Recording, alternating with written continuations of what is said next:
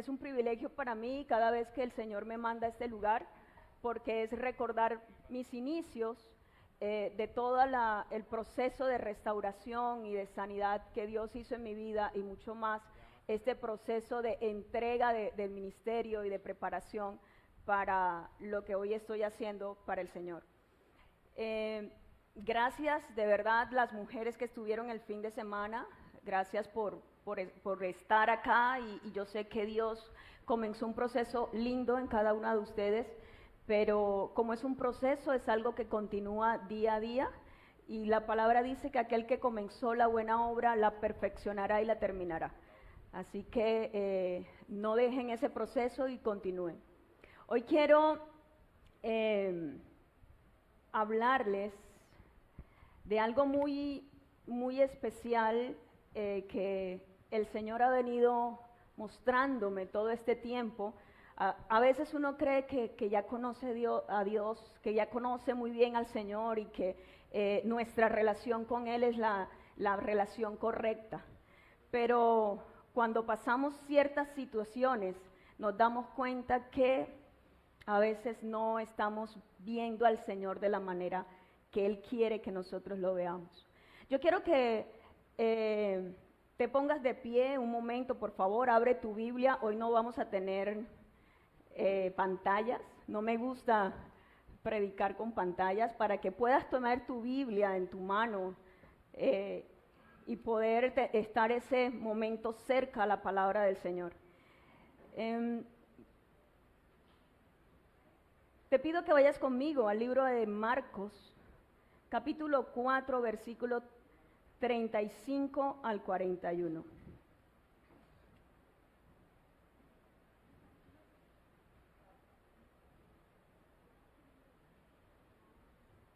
Dejé las gafas, así que no me va a tocar leerlo del porqué. Ok. ¿Lo tenemos? ¿No? Marcos capítulo 4, versículo 35 al 41. Dice lo siguiente: al atardecer, Jesús dijo a sus discípulos: crucemos al otro lado del lago. Así que dejaron las multitudes y salieron con Jesús en la barca, aunque otras barcas lo siguieron. Pronto se desató una tormenta feroz y las olas violentas entraban en la barca, la cual empezó a llenarse de agua. Jesús estaba dormido en la parte posterior de la barca, con la cabeza recostada en una almohada. Los discípulos lo despertaron. Maestro, ¿no te importa que nos ahoguemos?, gritaron. Cuando Jesús se despertó, reprendió al viento y dijo a las olas: silencio, cálmense. De repente, el viento se detuvo y hubo una gran calma. Luego él les preguntó: ¿por qué tienen tanto miedo? ¿Todavía no tienen fe? Los discípulos estaban completamente aterrados.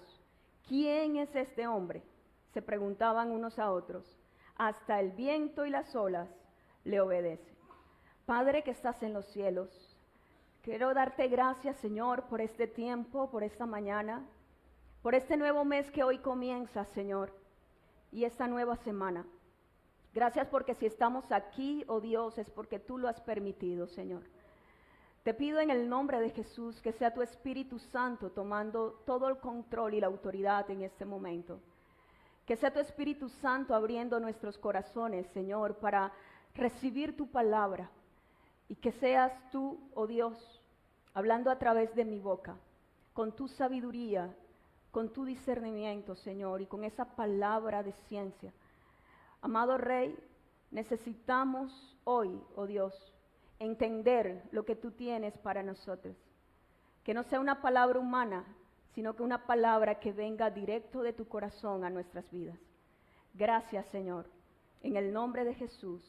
Amén y amén. ¿Pueden sentarse? Para los que toman nota, voy a hablar hoy acerca de 3 maneras equivocadas de ver a Dios. 3 maneras equivocadas de ver a Dios. Me fue interesante poder observar las tres formas en que los escritores en la palabra, estoy hablando de Marcos, de Lucas y de Mateo, tomaron esta misma historia y mostraron cómo los discípulos llegan a buscar la ayuda de Jesús en este momento. Cada uno de ellos tenía un concepto y un acercamiento a Jesús de manera distinta. Es el mismo pasaje visto en tres visiones diferentes, de tres maneras diferentes. Cada uno tiene su propio concepto de Jesús y solo se hace evidente cuando atravesamos momentos difíciles. Esos conceptos que tengo de Jesús se hace evidente cuando estoy atravesando un momento crucial en mi vida. Cuando nuestra mente y nuestro corazón crecen cerca de Dios, cada uno de nosotros vamos a ver a Dios de una manera diferente. Y la primera manera que vimos en Marcos capítulo 4, versículos 35 al 41 que acabamos de leer, el versículo 38 dice: los discípulos lo despertaron, Maestro, ¿no te importa que nos ahoguemos? Así que la primera manera de ver a Jesús que estaban viendo los discípulos, aquellos que estaban cerca de él cada día, era de maestro. Lo estaban viendo como un maestro. Y esa palabra griega que utiliza Marcos es dicáskalos. Y significa un instructor. Los discípulos, a pesar de haber visto, a pesar de haber oído a Jesús, de todas esas palabras que salían de su boca y visto milagros y enseñanzas sobre el reino, en un momento crucial en la vida, ellos mostraron la forma en que ellos veían a Jesús. Solo como un maestro, como un instructor en sus vidas, un instructor del reino de los cielos para ellos. Pero esto lo que está mostrando es que tenían un concepto de Jesús. No tenían un conocimiento de quién era Jesús. Y ese concepto como instructor que enseña las verdades de Dios, porque ellos sabían que Jesús venía de parte de Dios. Pero ver y experimentar milagros aún en sus propias vidas no era suficiente para cambiar el concepto que ellos tenían. Y cuando ellos dicen: Maestro, ¿no te importa que nos ahoguemos?, me llevó a pensar, este año, unos días antes del congreso que tuvimos en Bogotá, yo le dije estas mismas palabras al Señor: ¿no te importa lo que estoy pasando en este momento? ¿A ti no te importa que yo quede con una deuda o que yo tenga que poner la cara por algo que tú me mandaste a hacer?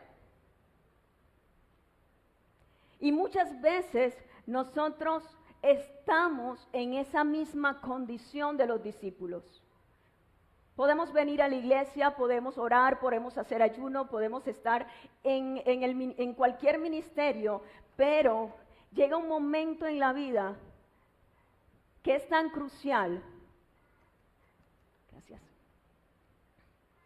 que de verdad llegamos a decirle a Dios: ¿a ti no te importa lo que me pasa? Parece que no te importara lo que está sucediendo con mi vida, lo que está sucediendo con mi familia. Y esa es una de las maneras erradas que nosotros tenemos de ver a Jesús. como el maestro que viene a enseñarnos las verdades de Dios. Esta forma de ver a Jesús revela el pensamiento oculto de otros sí me ayudan, tú no. Es que ellos le estaban diciendo, no te importa que nos vamos a ahogar, nos vamos a morir. ¿Cuántas veces ese ha sido el pensamiento o las palabras que soltamos en una oración hacia Dios? No es que a mí Dios no me ama, estoy diciendo, no te importa lo que pase con mi vida. ¿O no? Él es mi maestro. Una historia en la Biblia que habla sobre esto es la historia de Gedeón. Gedeón se sintió igual a los discípulos. En Jueces, capítulo 6, versículo 11 al 13, lo voy a leer en la Nueva Traducción Viviente, dice: después el ángel del Señor vino y se sentó debajo del gran árbol de Ofra, que pertenecía a Joás, el clan de Abiezer. Gedeón, hijo de Joás, estaba trillando trigo en el fondo de un lagar para esconder el grano de los madianitas. Entonces el ángel del Señor se le apareció y le dijo: guerrero valiente, el Señor está contigo. Señor, respondió Gedeón, si el Señor está con nosotros, ¿por qué nos sucede todo esto? ¿No es la misma condición que muchas veces nosotros estamos teniendo ante Dios, ante Jesús? Y podemos estar acá y cantamos que Jesús es nuestro Señor, pero ese Señor realmente significa que para nosotros es un maestro. Sigue diciendo Gedeón, ¿y dónde están todos los milagros que nos contaron nuestros antepasados? ¿Acaso no dijeron, el Señor nos sacó de Egipto? Pero ahora el Señor nos ha abandonado y nos entregó en manos de los madianitas. Así como Gedeón y como los discípulos, muchos cristianos nos hemos sentido alguna vez con respecto a Dios.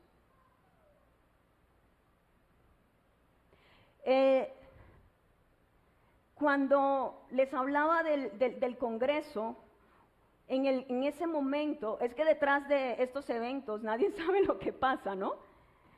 Y fue impresionante cómo en ese momento mi mente empezó a decirme, tú estás haciendo las cosas para el Señor, para tu Dios, y Él no te está respaldando en lo económico.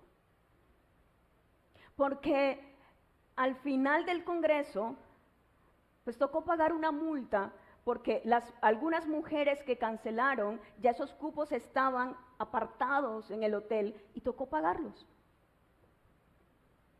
Entonces, mi expresión tal cual fue, a ti no te importa que a mí me toque pagar eso. Entonces, ese no te importa, no te importa si estoy enfermo, no te importa si no tengo dinero, no te importa que yo sufra, porque es que he tenido un año bien malo. ¿Dónde estás? Quizás no lo dicen con las mismas palabras, pero tus pensamientos y mis pensamientos le están diciendo esto a Dios. Y sucede que cuando oramos constantemente por algo, con toda esperanza, que realmente va a suceder, que la respuesta a la petición va a venir, como les contaba anoche, ayer en la tarde, acerca de el fallecimiento de mi tío, y nosotros no encontramos de parte de Dios una respuesta positiva, entonces terminamos en esta actitud cuando no tenemos fe para creer que el Señor Jesús recompensa a los que le buscan y que creen que Él está allí, dejando todo, porque Él dejó todo en una cruz por nosotros. La fe que profesamos nos está mostrando que simplemente fue una fe aprendida y no genuina. Por eso la pregunta del Señor a sus discípulos: ¿por qué tienen tanto miedo? ¿Todavía no tienen fe?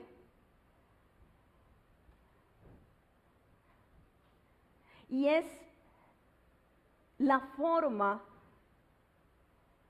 como el Señor me confrontó en ese momento. ¿Todavía no tienes fe? Porque a pesar de esa deuda, de forma sobrenatural Él la canceló. No cuando yo se lo pedí, sino cuando Él quiso hacerlo. Y podemos tener fe para algunas cosas, pero para otras podemos estar viendo y escuchando milagros en la vida de otros, en nuestra propia vida, pero nuestro concepto acerca de Jesús sigue siendo dicáscalos. Porque no tenemos fe en quién es Él, sino en lo que he visto que Él hace. Ahora, la segunda manera errada de ver a Jesús en ciertos momentos de nuestra vida, la encontramos en Lucas capítulo 8, versículos 22 al 25. Es la misma historia, pero nos muestra una forma diferente de ver a Jesús. Dice: cierto día Jesús les dijo a sus discípulos: crucemos al otro lado del lago. Así que subieron a una barca y salieron. Mientras navegaban, Jesús se recostó para dormir una siesta. Pronto se desató una tormenta feroz sobre el lago. La barca se llenaba de agua y estaban realmente en peligro. Los discípulos fueron a despertarlo. Maestro, maestro, nos vamos a ahogar, gritaron.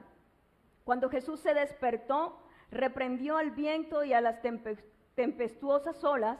De repente la tormenta se detuvo y todo quedó en calma. Entonces les preguntó: ¿dónde está su fe? Los discípulos quedaron aterrados y asombrados. ¿Quién es este hombre?, se preguntaban unos a otros. Cuando da una orden, hasta el viento y las olas le obedecen. La segunda manera de ver a Jesús erróneamente, en un momento de tormenta, en un momento de desierto en nuestra vida, es como maestro, maestro. Y ustedes dicen: pero es lo mismo. No.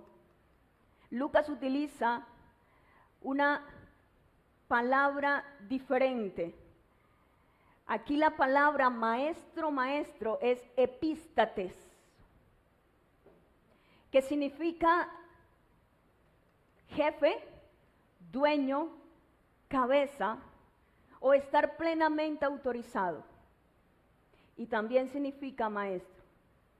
Pero Lucas hace hincapié en la palabra. Marcos dice maestro. Y Lucas hace hincapié repitiendo la palabra maestro, maestro. Y cuando se repite una palabra, es porque quiere mostrar cómo los discípulos llaman la atención de Jesús en un momento de desesperación, pero también se refiere a la percepción que ellos tenían de Jesús. La percepción en esa situación de sus vidas. Ahora, ¿qué es una percepción?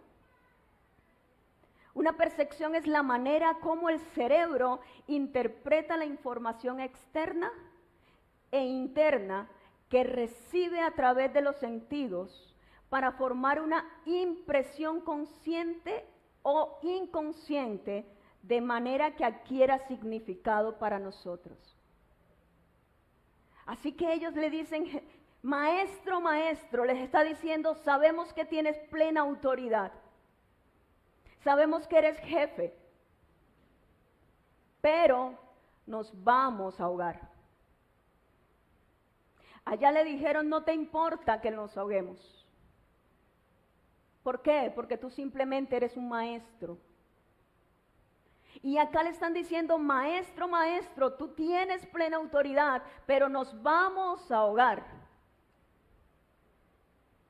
Así que la percepción aquí de los discípulos sobre Jesús era que aunque él estaba plenamente autorizado por Dios, que era el Mesías esperado, porque unos versículos antes, si ustedes leen, él pregunta, ¿quién dice la gente que soy yo? Y empiezan a decirle que unos profetas, y él dice, ¿y ustedes? Y Pedro le dijo, tú eres el Hijo de Dios, el Mesías. Pero en este momento, ese mismo Pedro también le está gritando, nos vamos a ahogar.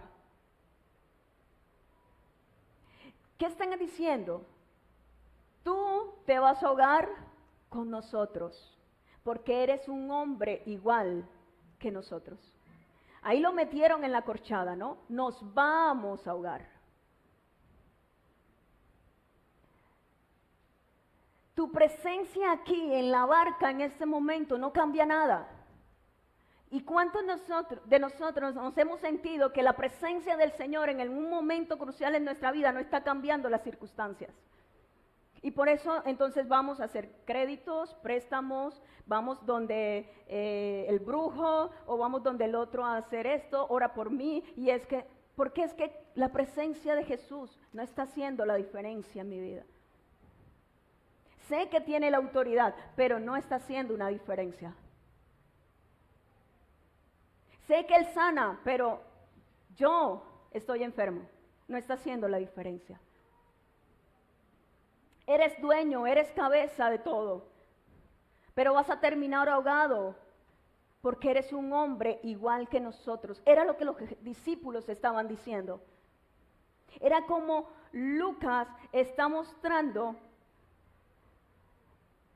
que estaban viendo a Jesús.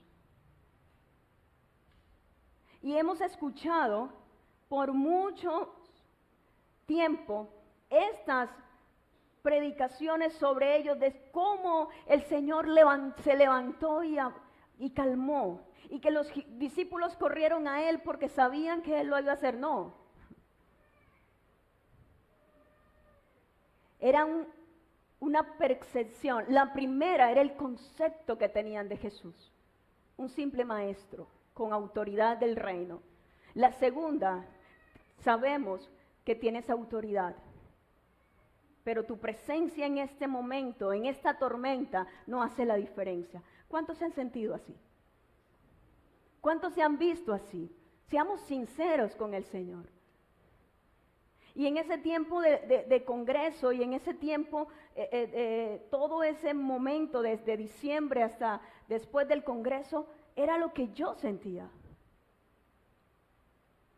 Tu presencia hizo para las mujeres del congreso, porque su gloria estuvo. Y yo le decía, tú te llevaste la gloria y yo la deuda.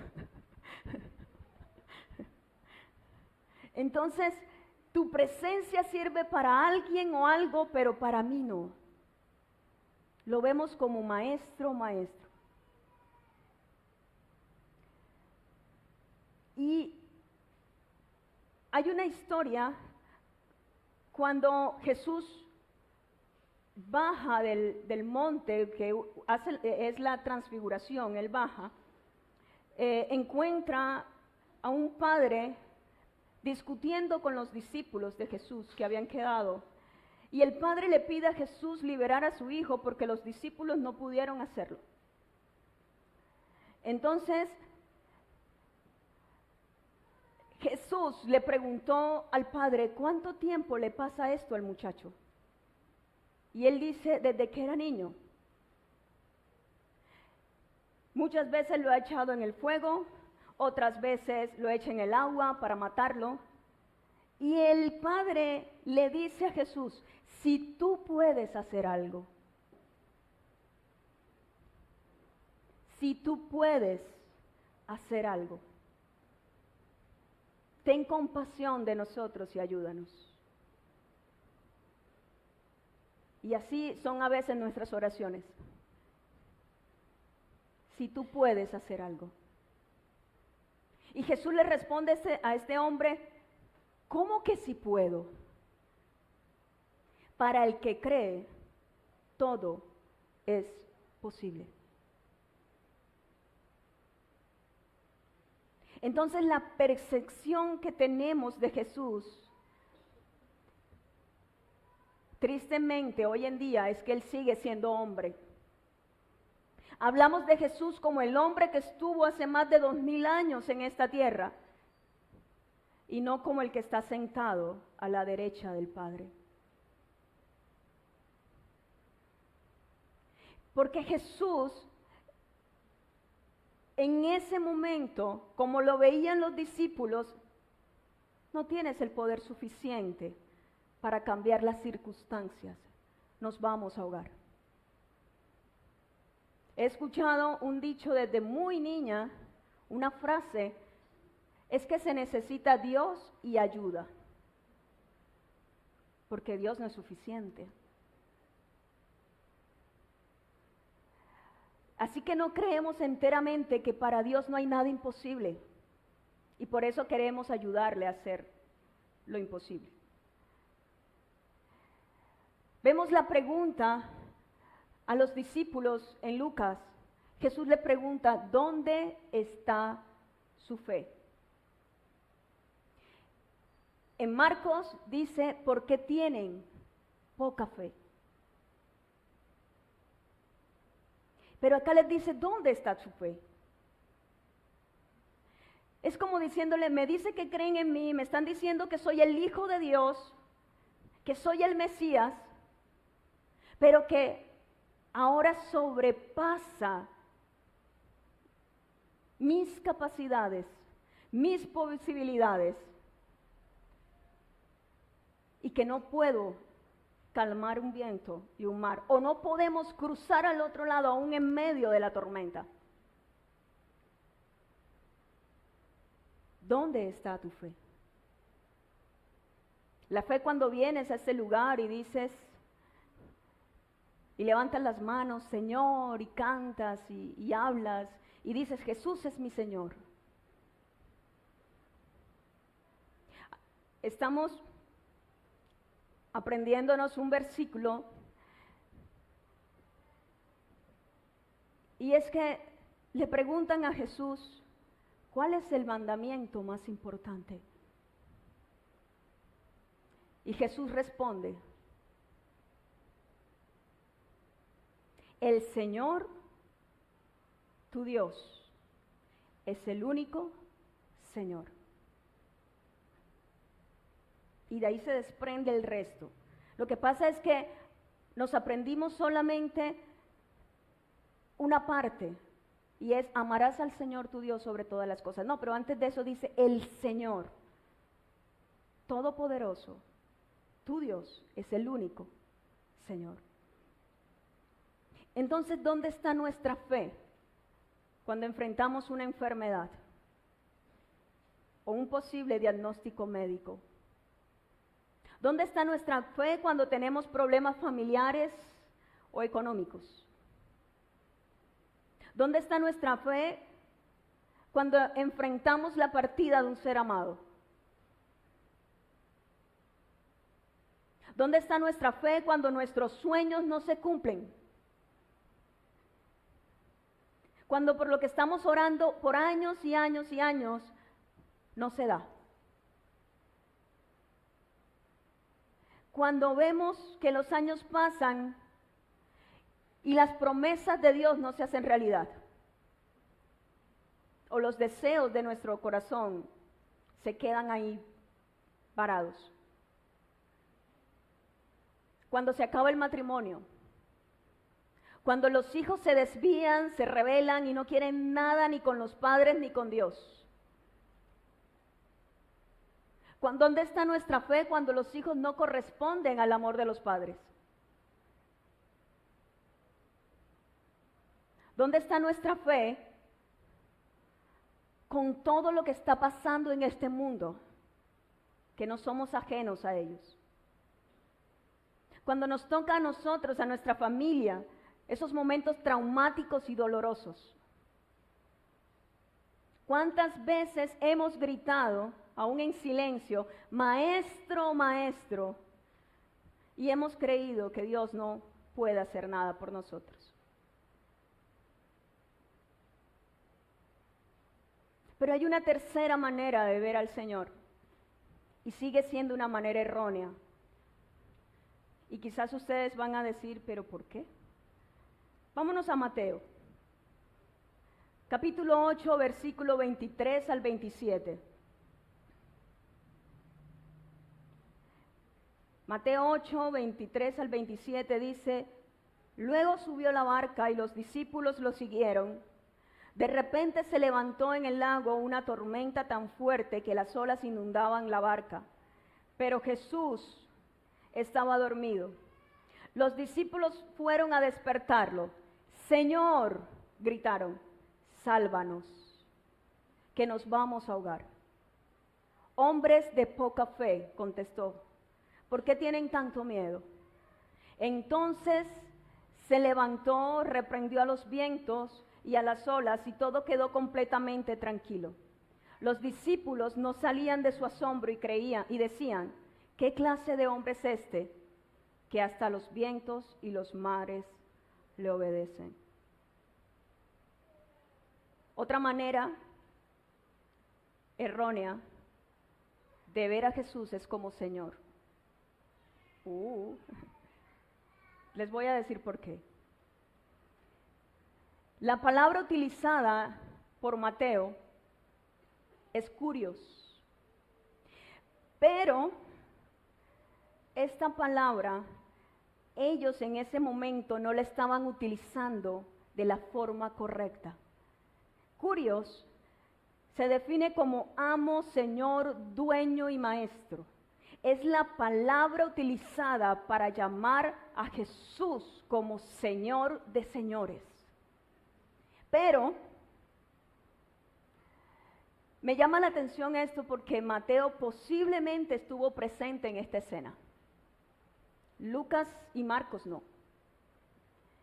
Así que en ese momento, posiblemente, y lo digo así porque no lo dice la Biblia, pero posiblemente Mateo estaba allí. Y él relata lo que pudo haber experimentado él mismo en carne propia junto con los otros discípulos en esa experiencia de creer que se iba a morir. Y él quizás fue uno de los que gritó, Señor, sálvanos.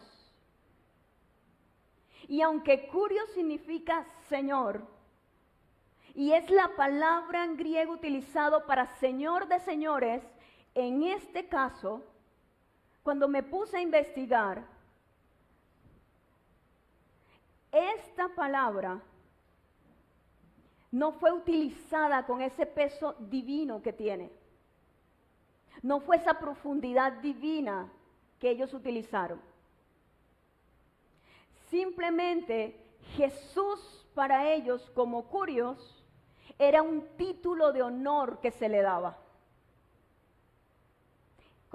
Como llegar uno y decirle a una persona mayor, buenos días, Señor, ¿cómo ha pasado? Era un título de honor que le entregaban a Jesús, como se le entregaba a cualquier otro dirigente político o militar o religioso de la época. Es un título de honor que expresaba respeto y reverencia, mas no como el verdadero Señor soberano. Entonces, ¿qué pasó acá? ¿Por qué ellos miran a Jesús de esta manera?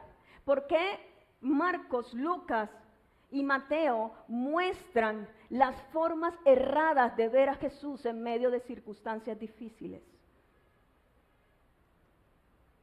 Aquí hay algo, y es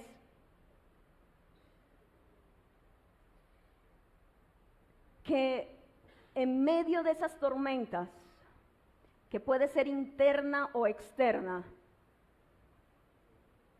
nos están mostrando las formas incorrectas. Y la idea es que hoy podamos analizarnos y hacernos ese análisis introspectivo de cómo estoy viendo a Jesús. Así que, ¿por qué lo vemos así? Primeramente, porque tenemos nuestro enfoque en el lugar equivocado. Les decía que Mateo relata cuando Pedro,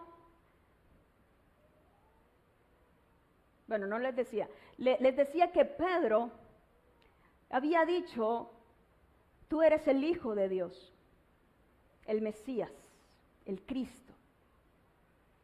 Eso lo vemos en Mateo 16, pero unos versículos más adelante, Mateo 16, versículo 22 al 23, dice, entonces Pedro lo llevó aparte. ¿A quién? A Jesús. ¿Por qué? Porque Jesús estaba diciendo que él tenía que ir a Jerusalén, que tenía que padecer, iba a morir. Así que Pedro se lo lleva aparte, dice, y comenzó a reprenderlo por decir semejantes cosas. Dios nos libre, Señor. Dijo, eso jamás te sucederá a ti. Jesús se dirigió a Pedro y le dijo, aléjate de mí, Satanás. Representas una trampa peligrosa para mí. Ves las cosas solamente desde el punto de vista humano, no desde el punto de vista de Dios. Así que el versículo 16, Pedro le había dicho, tú eres el ungido, tú eres el Hijo de Dios, pero ahora le está diciendo, Señor, tú no puedes ir a morir. ¿Saben por qué? Porque para Pedro y para sus discípulos, Jesús iba a ser su libertador en vida. Era el Señor que iba a salvarlos del poder de los romanos. Y no les servía colgado en una cruz muriendo. Así que, ¿por qué no vemos a Jesús como realmente es? Porque no tenemos nuestros ojos o nuestro enfoque y no estamos concentrados, ni tenemos nuestra atención en las cosas de arriba. Nuestra atención y nuestro enfoque está en nuestras necesidades, en nuestros deseos, en nuestros problemas, en nuestros dolores, en nuestras pérdidas y en esta tierra. Por eso no estamos viendo al Señor Jesús como es. La segunda razón, porque no sabemos quién es en verdad y no confiamos completamente en Él. Los tres evangelios hablan de la misma pregunta que hacen los discípulos cuando Él calma la tempestad. Y es, ¿quién es este hombre? Y cuando Jesús habla con la mujer samaritana, Él le dice a ella, si supieras quién te está pidiendo agua y lo que Dios puede dar. Los discípulos ya llevaban tiempo con Jesús y seguían preguntándose, ¿quién es este hombre? Son dos razones que no nos llevan a ver a Jesús de la manera correcta. No nos llevan a ver a Jesús así. Cuando tenemos nuestro enfoque en mí y no en Dios. Cuando tengo el enfoque en lo que puedo obtener en esta tierra, como si fuéramos a pasar la eternidad en esta tierra.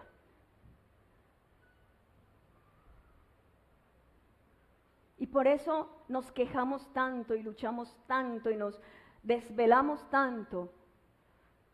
Es que las pastillitas y las gotitas para el insomnio no existieran si nosotros confiáramos más en Jesús. En esos momentos hay una emoción que llega a todos nosotros. Se llama miedo. Y fue la misma emoción que se apoderó de los discípulos en ese momento. Esa fue la emoción que desató el sentimiento que ellos tuvieron de morir. Ese sentimiento de terror de que ya no iba a pasar nada. Pero hay un común denominador en los tres. Y es cuando la fe en Cristo no es suficiente. Mateo habla de tener poca fe.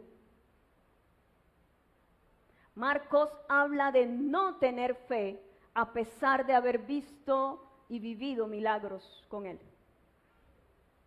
Y Lucas habla de no utilizar la fe que se tiene para creer.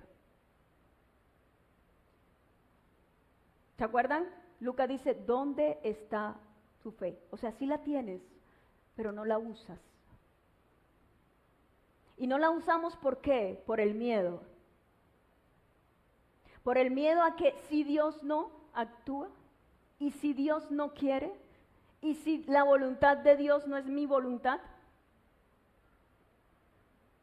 Y por eso ese miedo que se queda nos controla, nos enferma, y vienen los trastornos de ansiedad, y viene la depresión, y vienen pensamientos intrusivos que van a dañar el propósito de Dios en la vida de cada uno de nosotros. Porque no vamos a creer.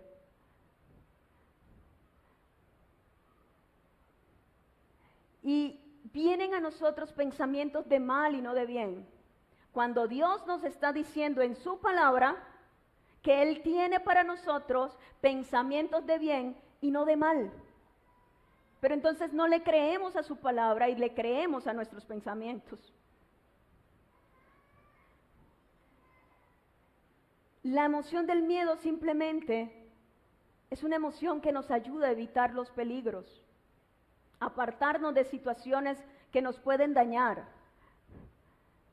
Pero si le permitimos a esa emoción que se apodere de nuestra mente, entonces no vamos a estar viendo a Jesús como lo que realmente Él es. La clave acá es saber que hay una verdad, pero hay una gran verdad por encima de esta verdad. Jesús dijo, en el mundo tendrán aflicciones. Tu enfermedad, la muerte de un ser querido, las falencias económicas, lo que estemos viviendo es una verdad. Si me dan un diagnóstico y me dicen que usted tiene cáncer, hay mucha gente que dice, yo no acepto eso. No, pues eso es una verdad. Esa es la verdad. Hay un examen que te está diciendo, hay un tumor maligno dentro de ti, esa es una verdad. Pero hay una gran verdad sobre esa verdad. Que Él dice que por sus llagas fuimos nosotros curados. Y esa es la verdad. Cuando nuestra fe cree, es la verdad de la que nos agarramos. La gran verdad. En el mundo tendrán aflicciones. Él no dijo, no, ustedes la van a pasar rico. No, Él dijo, van a tener aflicciones, van a tener problemas, pero confíen, porque la gran verdad es que Él ya venció y nosotros vivimos como vencedores porque Cristo venció. La clave para que el miedo no nos haga daño, no se apodere de nuestra mente y de nuestro corazón, la dijo Jesús. Confíen, confíen que yo he vencido al mundo. Y la otra es tener presente las promesas de Dios. David lo escribió en el Salmo 56, versículos 3 y 4. Dice, oh Dios, ten misericordia de mí, porque la gente me acosa. Mis enemigos me atacan todo el día. Los que me calumnian no dejan de acosarme y muchos me atacan descaradamente. Pero cuando tengo miedo, en ti pondré mi confianza. Alabo a Dios por lo que Él me ha prometido. En Dios confío. ¿Por qué habría de tener miedo? ¿Qué puede hacerme un simple mortal? El miedo va a llegar, pero depende de donde tú coloques tu confianza, de donde tú coloques tus pensamientos, si en la promesa de Dios o en lo que estás viendo en tus ojos naturales. El Salmo 119:50 dice, este es mi consuelo en medio del dolor, que tu promesa me da vida. En medio de mis temores, de mis dudas, de desesperanza, deben venir las promesas de Dios a mi mente. Y esas promesas traen consuelo. El Espíritu Santo es quien nos recuerda su palabra. Está escrito, dice, que el Espíritu Santo nos recordará lo que ya sabemos y nos dirá lo que no sabemos. En esos momentos es cuando yo debo activar esa fe y poder decirle, trae a mi mente tus promesas, porque eso es un bálsamo.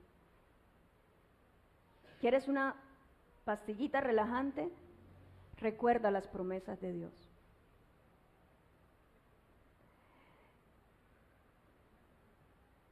Hay una promesa que siempre viene a mi mente cuando estoy atravesando tiempos difíciles. Y es, yo sé muy bien los planes que tengo para ti. Son de bienestar, porque mis caminos son más altos y más grandes que los tuyos. Y esa promesa, cuando viene a mi mente, trae toda esperanza y toda motivación para volver a seguir. En Lamentaciones, capítulo 3, los versículos del 17 al 27, yo me identifico mucho con Jeremías en este libro, porque fueron momentos difíciles cuando entré en depresión.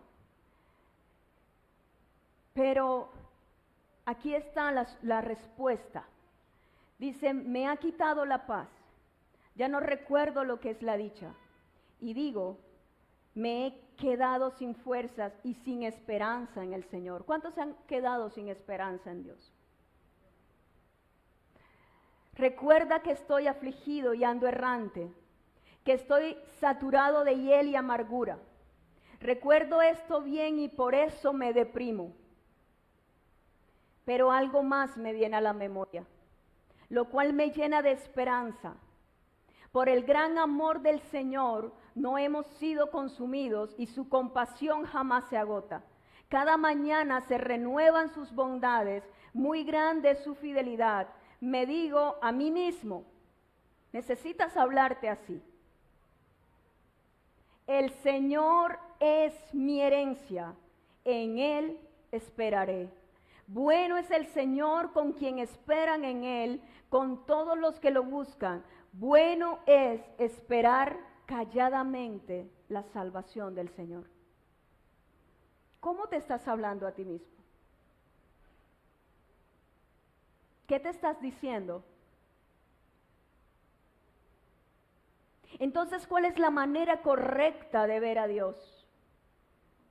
Pues la manera correcta de ver a Jesús es como curios, pero no como un título de honor, no como un título de respeto o de reverencia, sino como aquel que está plenamente autorizado, que tiene el dominio y el poder, que es amo, que es Dios y Señor todopoderoso.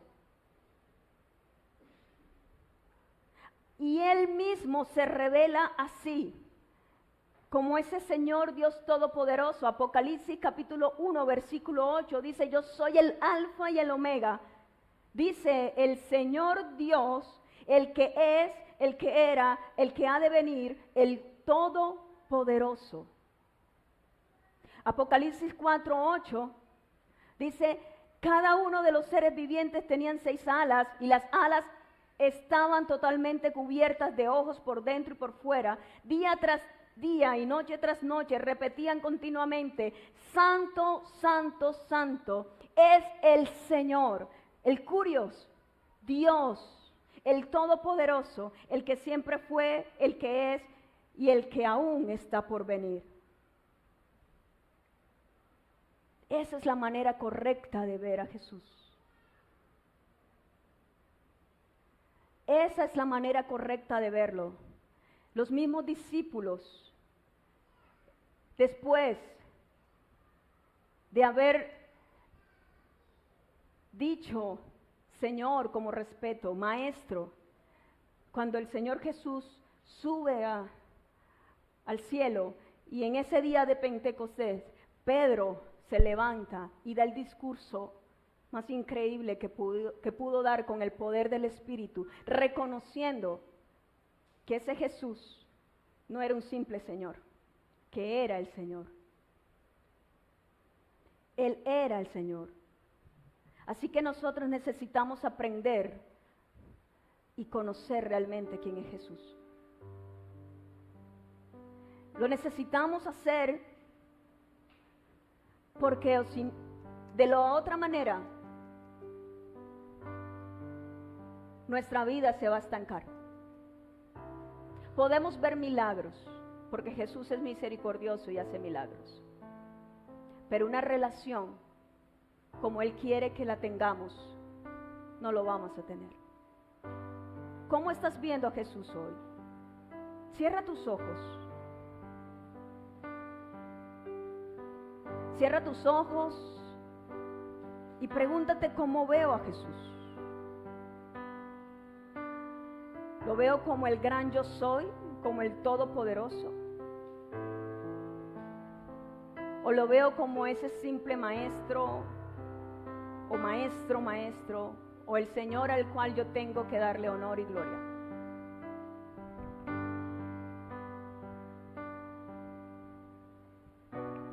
Yo quiero que te coloques en pie como reverencia al Señor de señores que está en este lugar. Colócate en pie porque estás delante de la presencia del Dios Todopoderoso. Él no es cualquiera. Y la adoración no solamente es venir a cantar una canción suave. La adoración es poder decirle con mi cuerpo, con mi vida, que Él es mi Señor. Es más, la palabra adoración en la Biblia, cuando se habla, y si siguen leyendo Apocalipsis, dicen que los seres vivientes y los ancianos doblaban sus rodillas para adorarlo. ¿Cuándo fue la última vez que tú doblaste tus rodillas para adorar al Rey de Reyes y Señor de Señores? Es que cuando tú entras a un palacio en España o en cualquier otro país donde hay un rey, hay que hacerle una reverencia a una persona que no la merece. ¿Cuándo lo haces? ¿Y por qué no lo haces? ¿Porque te da pena? ¿Te da pena que vean que estás de rodillas delante del Señor que salvó tu vida? Porque Él es Señor que vino a salvarnos y derramó su sangre en una cruz por ti y por mí. Y ya no somos deudores, ya no tenemos que ir al infierno. Pero no lo hago por miedo, lo hago porque adoro a ese Señor de señores. ¿Dónde está mi adoración genuina a ese Jesús que dio su vida por mí? Aquí no vale levantar las manos en la iglesia para que me vean. Aquí vale mi intimidad y mi vida en adoración a Él.